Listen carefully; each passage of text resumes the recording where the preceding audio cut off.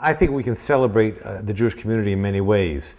We as a people have created an unbelievable community with a universe of synagogues, Jewish federations, social service agencies, educational institutions, and the like. And that only happens when a community is as generous as the Jewish community has been for generations. And yet, sometimes I'm troubled with the overall message and program of institutional Jewish life. Take, for example, the average young American Jew who's age 15.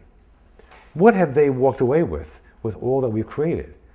They've come away with a message that Judaism was about picking up a certain set of synagogue skills so that when they were 13, they could stand up in front of their family and friends, recite a few verses from the Torah, a few blessings, and then enjoy the party.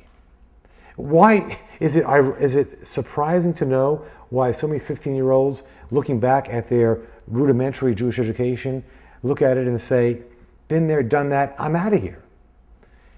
And I think part of what we need to do is to give young people a sense that Judaism has a mission in the world, that Judaism gives them a way to engage with the problems that face their communities, their country, and the world, and it gives them not only a vocabulary to talk about those issues, but also a set of tools about how we can actually begin to repair the brokenness of the world. Here's a message that may be shocking to many in the Jewish community. We are not the most vulnerable and at-risk population on the planet.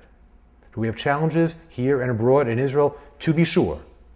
But to tell a young American Jew that the only problems in the world are in the Jewish community essentially drives them further and further away from Jewish life. We have to motivate them to care deeply about Jewish continuity, Jewish survival here, abroad, and in Israel.